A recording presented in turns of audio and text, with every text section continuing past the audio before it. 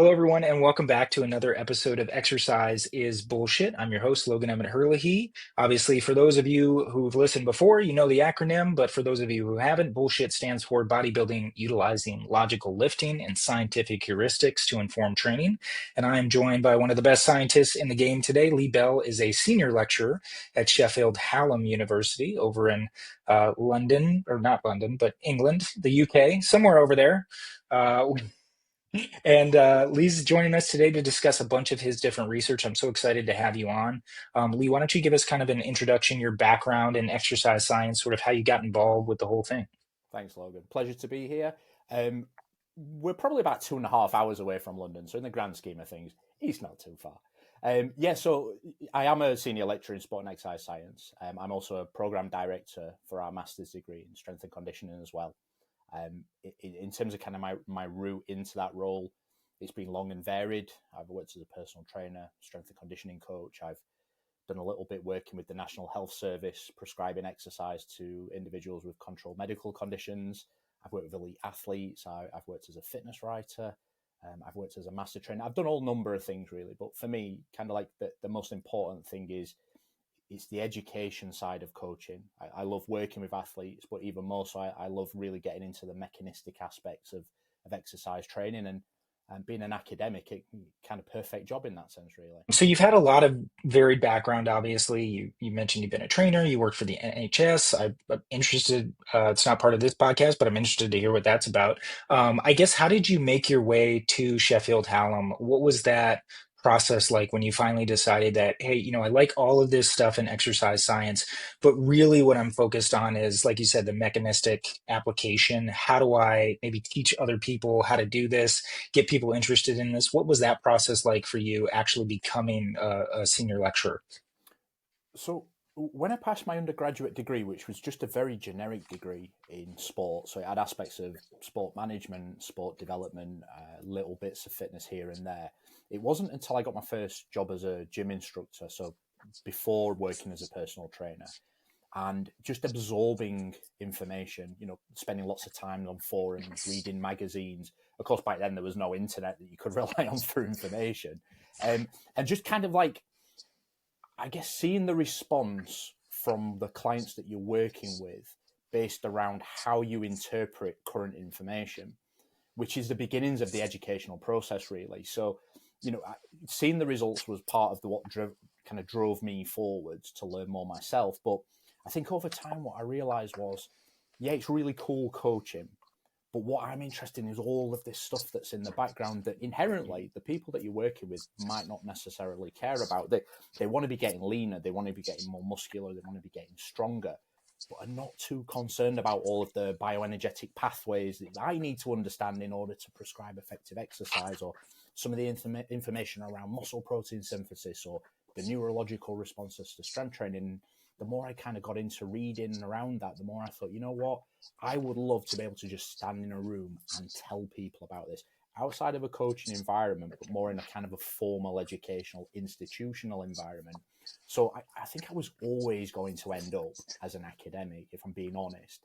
The research stuff kind of came along much later on. So again, coming back to like absorbing lots of information, and it's kind of going, it would be actually cool if someone else would do a study on this, or what about if they just tweak this particular outcome measure and did this study in this way? And I thought, you know what, like, that's something that I could do if I learn how to research effectively. So kind of went back, did a master's degree myself to learn how to be an independent researcher. Went away and did a PhD much later to learn how to be able to be an independent investigator and to be able to conduct my own high level research. And it's kind of just been like a series of logical steps in a direction of where I wanted to end up. And I think I'm pretty much there now. But I'm always looking for what's next. Yeah. I think it's so cool to have, I'm sure we know a lot of the same people in the, I would say, the evidence-based exercise space. And there's been a ton of pushback. I don't know how much you follow social media, but just on like this, science-based lifter, versus somebody who's just big and goes to the gym and does what they want.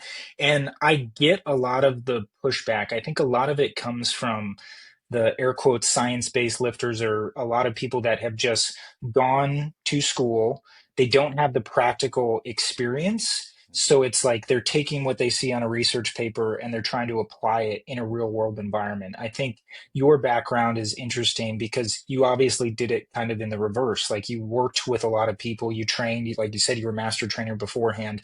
So do you ever find that that schism, I guess, between like, okay, well, we know this mechanistic explanation for muscle protein synthesis and how this specific volume response is supposed to create an adaptation, but then it kind of explaining that to your students of like, throw all that out the window potentially when you're actually working with somebody because human variability is so different and we're not just this one homogenistic kind of species, right? Everybody's totally different. And what you see in a 12-person sample size from a university where everybody's 18 and has never trained before is probably going to be very different than the real world. I don't know if that all made sense, but if it did, It does. It might be a long answer, to be honest. that's okay. I We'll love it. see where we Let's do go. it.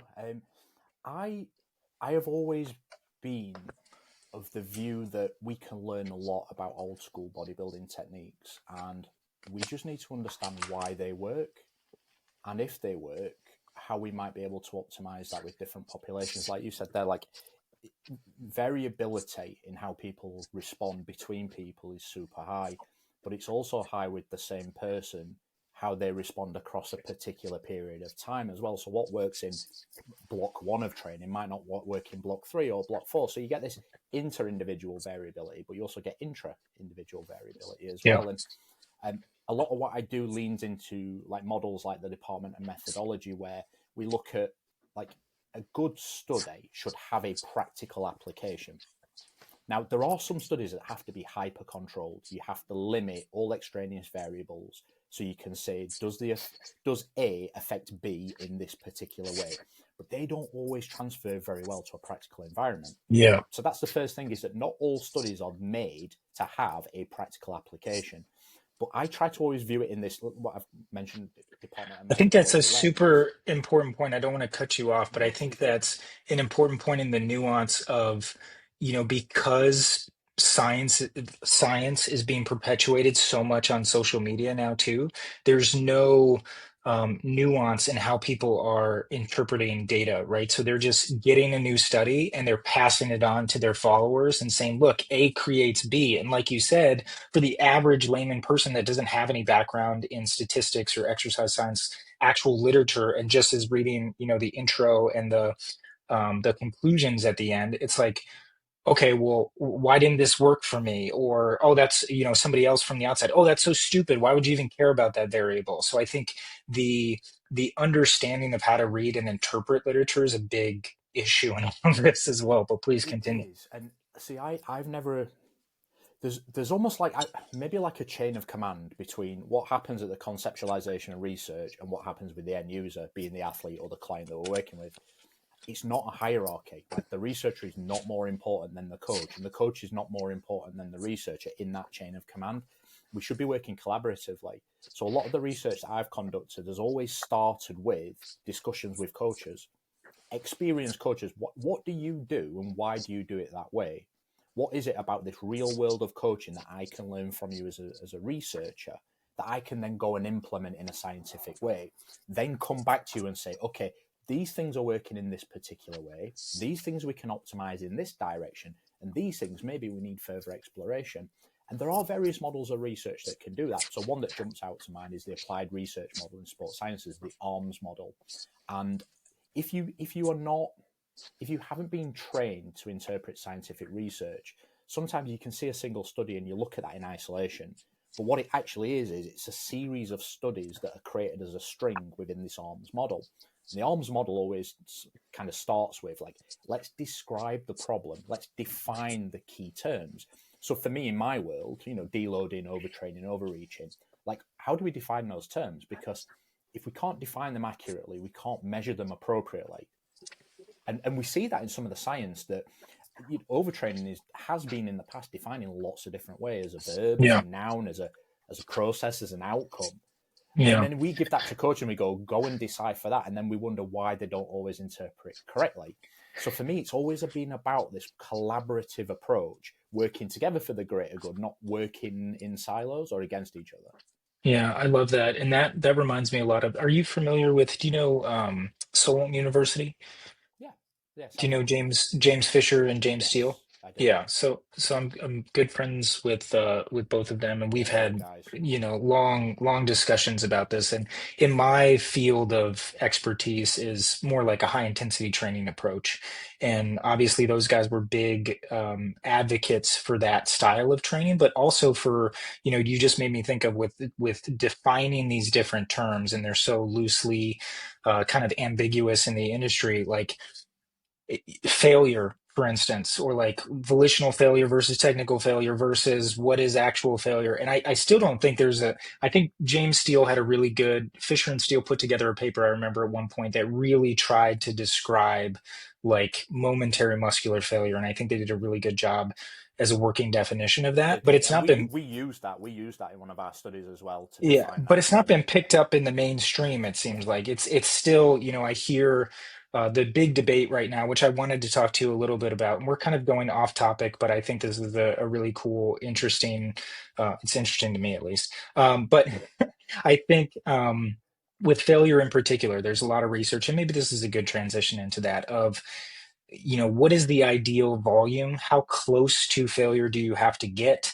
And then I see a lot of, whether it's evidence-based people or gym bros, describing failure or even showing failure. And I'm like, that's not what I'm talking about though. Like that's very different than the way that I train. So what are some of your thoughts when it comes to intensity versus volume? I know that's a super broad question, but obviously within the realm of like failure versus say two RIR training. yeah. It's certainly something that I'm interested in. I wouldn't say that I have any particular research expertise in that area, but one of the things that we did in some of our research, we use the squat quite a lot for our research, and we have looked at what failure looks like from an objective point of view using velocity loss thresholds. Yeah. So we use a linear position transducer, like a tether on the bar, and we look at the decay in repetition speed across a set. What we're asking our participants to do is to train to failure, and then looking at is there like a relationship between the bar speed, that could be the decay from the fastest rep of the set to the lowest, which would be our velocity loss threshold, um, where the participant stops at failure, and is there any consistency with the actual speed of the final repetition. What we found as a kind of like a broad summary of our research is that failure on the final repetition of a submaximal set is typically slower than a one repetition maximum. Um, we found that consistently with our research. So, for example, if the one repetition max speed is zero point 0.3 meters per second, generally speaking, we'd be looking at maybe like a 0.25 give or take. I'm talking in absolutes now, but just to Yeah. illustrate Yeah. the Yeah, for point, sure. in the final repetition of a set to failure, which is typically about 40% velocity loss threshold. So the 40% velocity loss from the fastest repetition of the Yeah. set. Now, you would think, oh, well, that will be the first repetition of the set, but not always. It's generally the second repetition. There could be some mechanistic kind of hypotheses around the stretch shortening cycle and Yep. things like that, Yep. I or was just kind of thinking that. getting Yep. into the groove. But yeah, 40% seems to be pretty much bang on. And I know that I think Eric Helms in particular, maybe Mike Zordos has done some work on the relationship in repetitions are reserved to various velocities, mostly in the back squat. A lot of the research is in that area, which is in itself a little bit of a limitation. You do have to extrapolate it out, and you have to be a little bit careful with that because you look at one repetition maximum of a bench press. That's way slower than a squat. You've got less runway, you've got less range Yep. of motion to build concentric velocity. So you can't take a squat study, that's highlighted some particular velocities and extrapolate that out. But what you can do is look at actually there is a way to objectify failure. And, we I think ethics is a big barrier to a lot of research, and rightly so. And if the listeners are not too familiar with this, before any research using human participants can go ahead, it must be given a green light by an ethics board. And what an ethics board do is they say, okay, does the risk of this study outweigh the potential benefits? So when you're doing things like training to failure, you're effectively saying, I will increase the risk of this lift potentially to learn Yeah. more about science. And there are loads of cool ideas that researchers have that ultimately are not able to go ahead because ethics boards say that's too risky, and failure certainly falls into that. So often what you find is like occasional peppered in failure in a long study, and not across a series of days to maybe see how it changes when someone's fatigued, things like that. We can maybe talk about that in a little bit more depth later on, because one of our studies did eventually get through an ethics board that looked at that.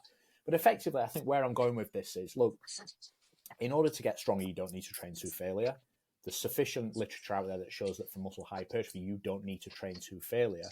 But ultimately, training close to is really good for driving in that direction. Like you've said, around a 2 RIR seems to be that sweet spot that gives us the stimulus without necessarily, and I say accumulating fatigue. I know that's not necessarily true, and fatigue might not accumulate per se, but without unnecessary fatigue carrying from one session to the next. Yeah, I think in my field in particular, in the high intensity space, I I would say most practitioners who actually know about like the history of high intensity training and are vaguely familiar with the research would agree that failure is not necessary. It's the threshold that you have to cross. There's a certain indeterminate threshold, and it's a little bit different for every single person, and it's a moving target day to day too. So just the only way really to make sure that you're hitting that target 100% of the time is trying to approximate as close to failure as you can possibly get, because a 2 RIR on a 315 squat one day for me might be very different on another day when I'm just looking at my rep goal from last time, but I actually slept way better, ate better, and I'm stopping at 8 reps again instead of 10, when I actually could have got 10 because my 2 RIR was 12 that day. So I think there's so many variables there that are kind of hard to control. And that's where I think whether it's taking every set or at least like a last set, if you're doing multi-set training, to or close to that approximate point of whatever you think muscle failure is, I think is important at the very least for people to understand what that actually feels like. Because most people Absolutely. I feel And like are never going there. there are a couple of really interesting and important points that you mentioned there. And the first one is around intensity, and it goes back to James Steele again. This phrase, intensity of effort. So, typically we would talk about intensity being absolute intensity. So, like, how heavy is this bar in kilograms relative? What percentage of one repetition maximum is this? But that is so variable on a day-to-day basis, which you've mentioned, that we also need to look at things like repetitions in reserve, ratings of perceived exertion, to look at what's the perceived effort of lifting that. So again, in some of our research, we've got away with some reasonably horrible stuff, if I'm being honest. And it's been a long, arduous debate to get it through ethics. But Yeah. we have asked individuals to squat with high intensity and high effort each day consecutively, for multiple days, just to see what happens. And one of the things that we found is that we might conduct a one repetition maximum test. Once we've done that, we know what their 80 is, we know what their 70% is, we know what their 60% is. So we go, okay, let's load up 80%, because that's what's classed as high intensity, 80% or above. And we go, okay, do X number of repetitions, right? So they go away and they come back the next day, and we put that same weight on, and we notice that the bar isn't moving as quickly because they're fatigued from the previous training bout. So that's not their 80% for that day. We can use velocity to Yeah. actually predict the one repetition maximum. So one of the issues, one of the constraints on just going, for this next block, you're going to lift this weight because that's your 80% is, on day 2, it might be 87%. On day 3, Yeah. it might be 85%. On day 4, you might be absolutely battered and it's 90%. And if we're then prescribing the same repetition range all the time, actually 5 repetitions at 90% that's tough, right? If not near Yeah. impossible. At 80%, 5 would be maybe even slightly a warm-up for some individuals. So we factoring in things like effort as well as the relative and absolute intensities, for me, is an intelligent way of training, because what we're saying is we are now starting to figure out some of this intra-individual variability, how this athlete is responding day upon day. And that's not easy, because, we've found some weird and wonderful things where, we got individuals. Let me give you a little bit of background and context on this. So Yeah. for one of our studies, we got individuals to do 5 sets of back squat with their daily 80%. So effectively, They were using loads that were velocity driven, not load driven. So Got it it. changed each day. We were asking them to do every set to failure, and we used like a technical failure model. So what we didn't want them to, because there's so much volume involved, is as soon as techniques started to break down, we didn't want to start creating like lower Got back it. injuries, things like Yeah. that. Incidentally, we found that was pretty much around 40% velocity loss threshold, which kind of goes back to what I talked about earlier. We found that each day, they were doing the 5 sets to failure for 5 days in a row, 5 consecutive days. Each day, they were getting more and more sore. But then something weird happened at day 4 where there was just no soreness, probably linked to repeated bout effects and things like that. But readiness just switched on. Day 3, these were broken human beings. Day 4, they were coming in like they'd not trained before, completely fresh. Now, some individuals just got worse and worse every day. Some individuals were hitting peak loads on day 5, and you're like, how is that happening? That shouldn't happen based around what we know around training physiology. But that person, something's happened. They've potentiated on that day and they've gone, I can lift more load. And they were hitting rep maxes. We had some individuals that were just going down, down, down, little bubble on day 3, 4, down, down, down. And interestingly, when we gave all of our participants a 7-day taper, when they came back, they all improved their rep max. They all got stronger. So we could call that a planned overreach if we wanted to. I mean, it's not something I'd ever prescribe in the real world. Again, like dichotomous, like that study wasn't designed to make people better in the real world. It was designed to explore things mechanistically, like what happens when we mess around with this. And it was a messing around type thing, you know? Yeah. Now, even more interesting in my eyes is we then gave them the same taper again. So at day 14, so they've done 2 7-day tapers, half the group got better again. And the magnitude of improvement wasn't as great as the first 7 days, but their 1RMs went up again. But the other half of the group went back down to baseline. So now you're like, okay, well, there's clearly some variability in how they manage and respond to training during a training block.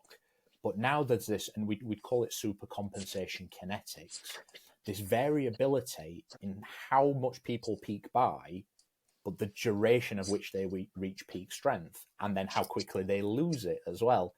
Yeah. And we can start to attach labels to that then, like functional overreaching, which just means have you improved relative to baseline, non-functional overreaching, which means you haven't improved relative to baseline. And that's then when, you know, going back to what I was saying about the ARMS model, that's then when we need to use these terms effectively in order to reach our appropriate conclusions. So, talk to me about you mentioned earlier about how studies should have a practical application involved. Because I hear all of this that you're saying, and I think the application makes a lot of sense when you hear about like high level athletes or college strength and conditioning programs or professional strength and conditioning programs where they're using all these very advanced techniques from like an AI perspective or measuring velocity perspective. They've got I forget the thing that's like the strap that goes around your chest and it watches you run around the field, slingshot or something like that. But for the average trainee, right, I think this is where it becomes especially confusing because most people in the real world who are training, even if they're a physique athlete or they're training for some kind of competition, they're not an elite athlete. And these weren't necessarily elite athletes in the study, but I could see how that could be applied specifically to elite populations, whether it's bouncing back faster or having athletes whose recovery just bombs, so they need a longer recovery period in order to peak again. But for the average person that's just trying to get stronger, lift a little heavier, wants to live a better, more functional life, what do you think is the practical application and takeaway from some of these ideas that you've learned and how they can maybe be applied to just the average training?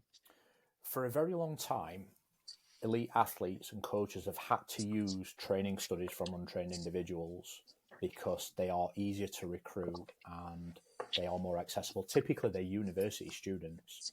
So a professor or researcher will say, okay, like I want to run this study. All of my students, how many of you can I include? Let's get you on board.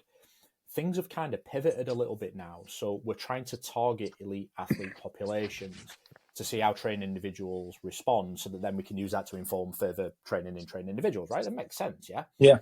But then what's happening is that untrained individuals, just like the general person, is looking at these studies and go, oh, wow, if it worked for them, it will work for me. But what we need to acknowledge is that elite athletes, like for the majority, most of their day, all of their day is planned out, and the coaches, the staff, the medical staff, they will all try and reduce like non-training stress as much as possible, right? Yeah. Sports psychologists will do that. So they don't need to worry about working long hours. They don't need to worry about paying their bills.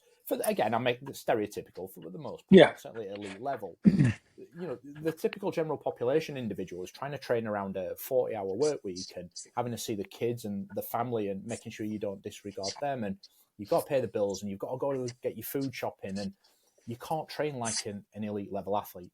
It's impossible. So what that person needs to do is take a pragmatic approach. If you are busy, train as much as what you can. If it's a short training session, that's absolutely fine. If you need to miss a week of training for whatever reason, that's absolutely fine. There is no pressure to just keep going, keep going, keep going. That said, if you are feeling a little bit sore because you've trained hard for a few days, that doesn't necessarily mean that you're overtrained. It doesn't mean that you have to take time off. It's just about making intelligent training decisions, like implementing a short deload or taking a little bit of intentional time away from the gym, just as like a bit of a refresh or a reset. But part of what we did with the squat study was a proof of concept that if you train people hard for a prolonged period of time, they will not automatically get injured. They will not automatically overtrain to the point of it ruining their season. Human beings are more robust than maybe what a lot of people give credit for. And a lot of the basis of periodization models has got these built-in touch points where we reduce training load in order to, stimulate recovery and adaptations. But you think about like block periodization, you've got an accumulation phase where the idea is you ramp up volume. You've got daily and weekly undulating periodization where there's touch points that, again, you can ramp up intensity and volume. Even traditional periodization, like the old school linear models, they have summated microcycles where, every so many weeks, you will have a high training load week. So, there are some times where you will just feel sore and beat up because that's part of the training that you're doing, and you don't need to worry about that. You just need to bear in mind that that's just not something you can do every day and every week forever, because eventually it will catch up with you. Yeah, I think that's a great point. And I feel like probably more people are struggling with not doing enough than doing too much. But there's certainly people that are doing too much and feel like they have to do even more, right? And I think that can probably be just as, if not more dangerous. So why don't you talk to me a little bit about, because you've obviously done a lot of research in this deload space, and we've touched on that word a few times. Just kind of give me a working definition of what a deload actually is, and maybe some of the warning signs and symptoms. Maybe we can talk about, why don't we kind of define overtraining first, and maybe some of the symptoms of what that might look like, for like elite level athletes versus like a normal person feeling run down, all of that stuff, and then how to implement and what is a deload, if that's something to incorporate into your training. Yeah, of course. So, in theory, defining overtraining should be really easy because there is an expert consensus definition that's out there from, it was a task force definition back from 2013. It was a collaborative task force between the ECSS and the ACSM. How they defined overtraining, though, was in two different ways. So all of a sudden you're like, okay, when this starts to get a little complicated. So they defined it firstly like as a verb, like a process-driven word, and they defined overtraining as purely just undertaking a period of training that was above your habitual threshold and above your ability to recover between bouts.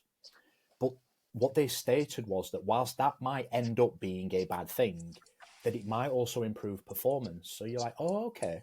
So overtraining is not always a bad thing. It's actually, as for a coach or an athlete, a tool. So it might be a microcycle, it might be a 7 or 14-day period where we go, let's intentionally ramp up training demand. That could be training more often, could be training with greater volumes within the same session. It could be undertaking more exercises within the same session, but effectively just, look, let's not mess about, let's just stimulate as much adaptation as possible.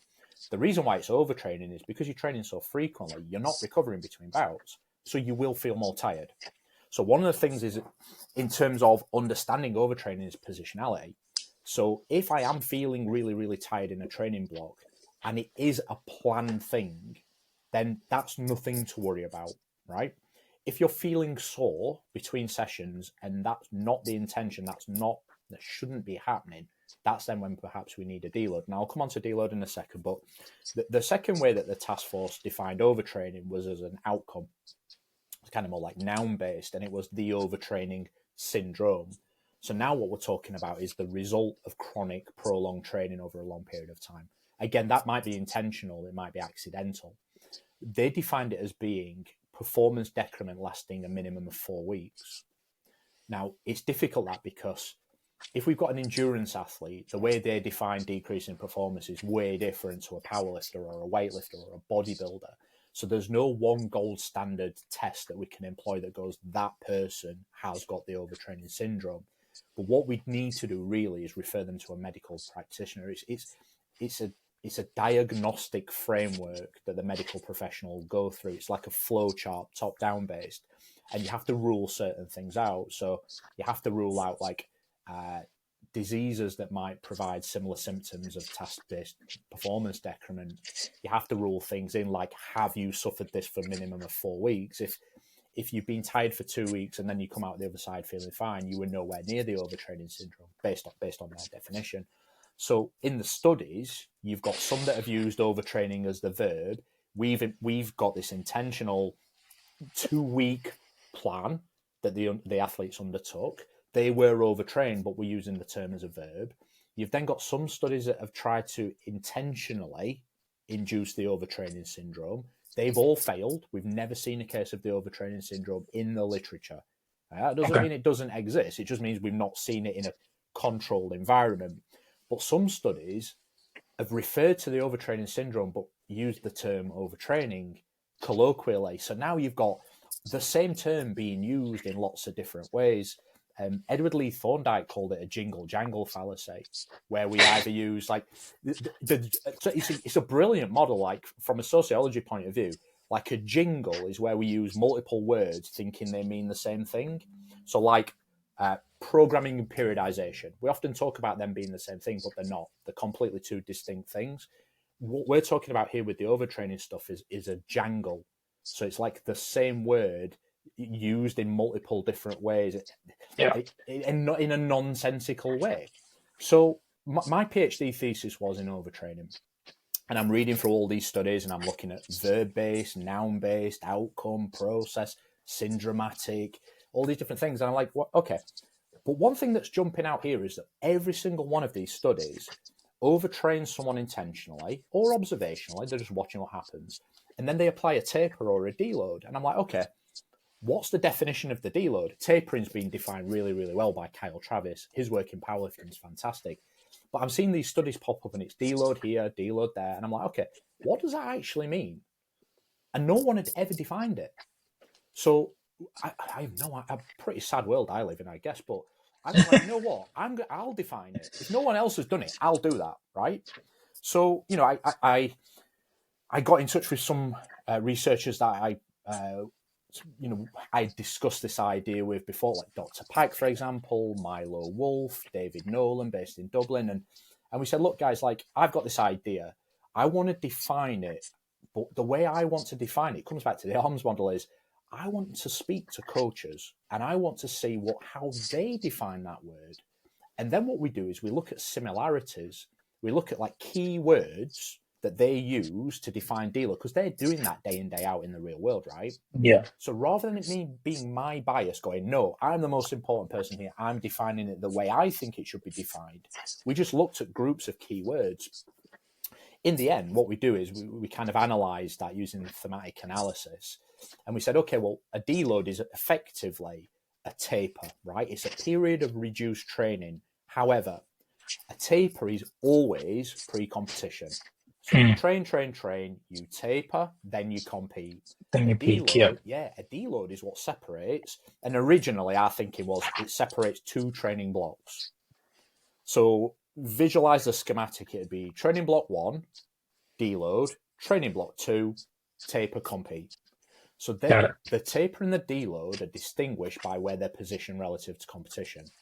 But then we got thinking about it more and more, and we were like, okay, well, a deload then has to be pre-planned in that sense, because you're saying at the end of block 1 I'll deload and then we'll do block 2, but coaches don't always do that. Like, I'm sure you don't either. You're training an athlete now and you go, this athlete is a little bit more tired than what I thought they should be. I will give them a lighter day, or I'll give them a couple of days of lighter training, 3 days, 4 days. It doesn't have to be a week. Is that a deload? Because in my eyes it is, but it's only maybe one session long. So our original definition was a period of lighter training stress. That to me is common sense. It's lighter training stress relative to the previous training block to enhance readiness and to enhance recovery between training bouts or blocks. And that to me is important, the between bouts and blocks. So a deload doesn't have to separate block 1 from block 2. It It can can be be in the middle of block 1. inner block. Exactly. Yeah. Yeah. So then what we're talking about is we're then onto the kind of realm of auto-regulation. So it comes back to what we talked about at the beginning about, training to failure or not, using velocity, using effort to dictate training. Auto-regulation is effectively just saying, you're a little bit more tired than normal today, have a light day. Or what we'd like to see is, wow, you're flying today. Let's get some load on the bar and just do some big stuff. Yeah. Yeah, I think that's great. And obviously understanding and working with somebody who's qualified that can recognize that stuff in you as well. So whether it's working with a coach or working with a training partner that can see that variability. But that's what I've always come back to too, is the auto regulation. And I had a lady on, forgive me, I'm blanking her name, but she wrote the book Good to Go. Did you ever read that? Yeah. Chrissy Ashwanden or something. I feel like that's right. But anyways, great book. Is all about like the different modalities of recovery, essentially.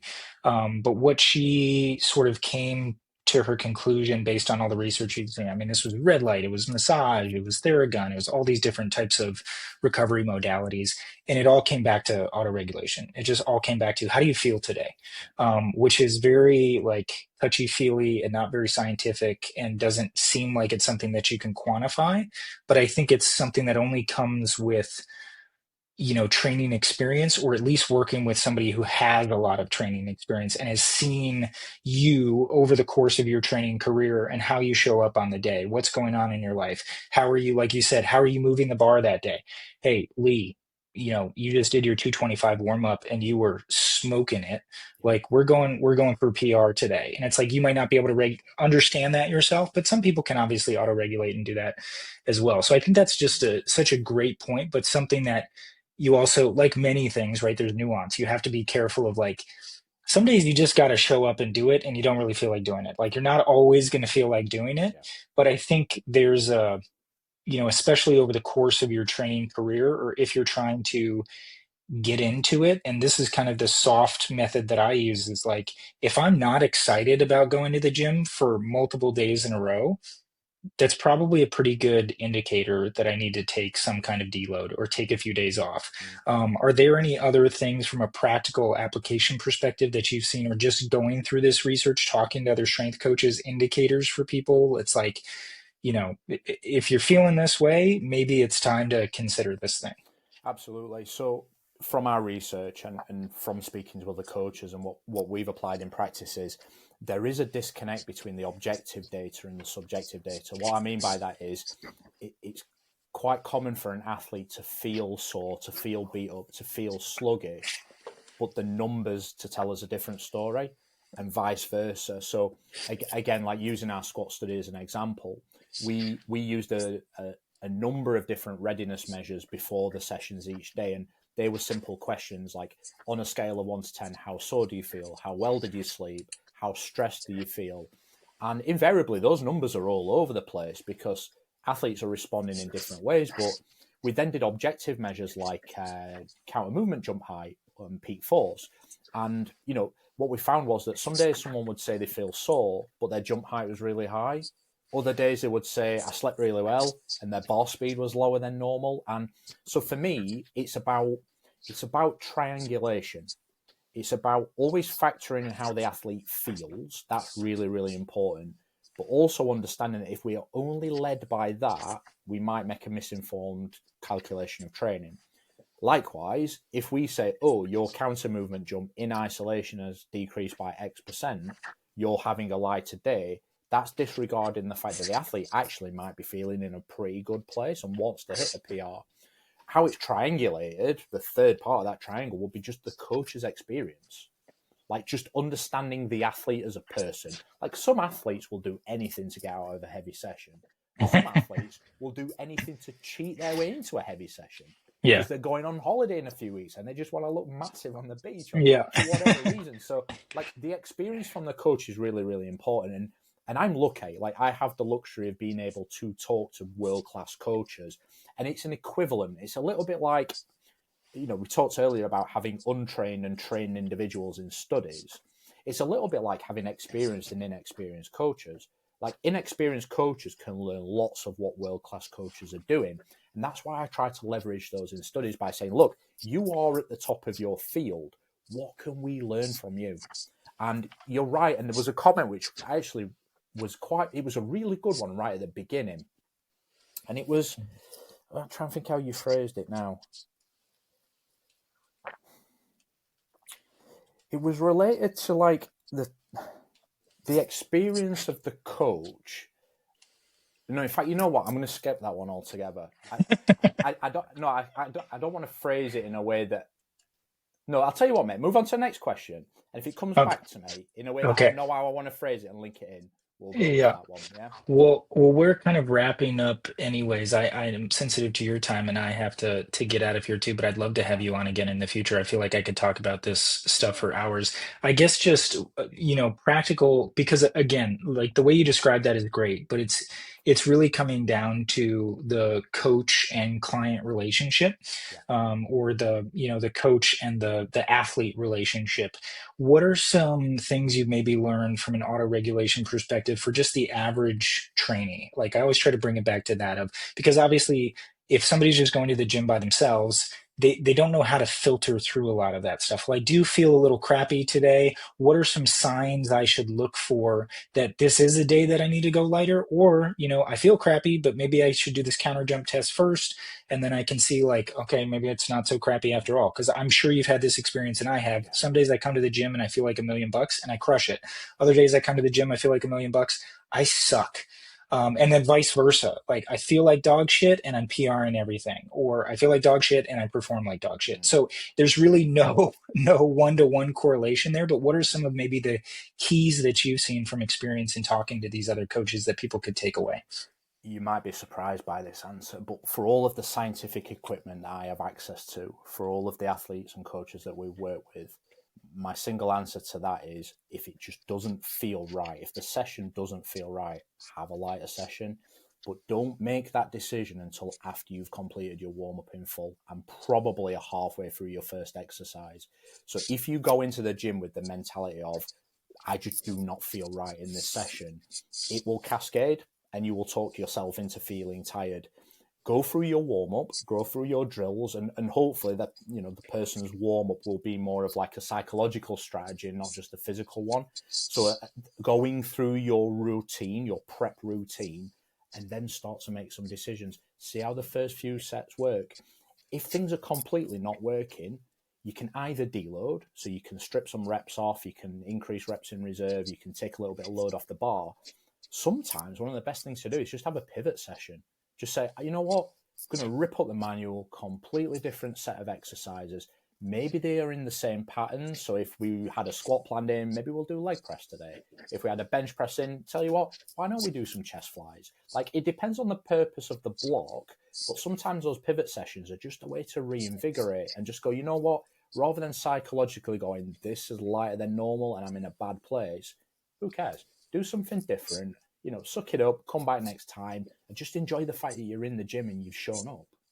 I love that. I love that answer, and I think that's a great way to end too, and really good practical advice as well. Because if you take the pressure off yourself of I have to match all these movements, otherwise I'm a failure, or if I'm not doing my squats today, because I'm not feeling it, then I might as well not be at the gym. It's like, no, do something different that maybe you don't have the quantifiable metrics for, but you know is at least hitting the same thing. And just kind of take the, like you said, take the pressure off yourself. I'm going to get to 10 reps on everything. I'm just going to guess on the weight.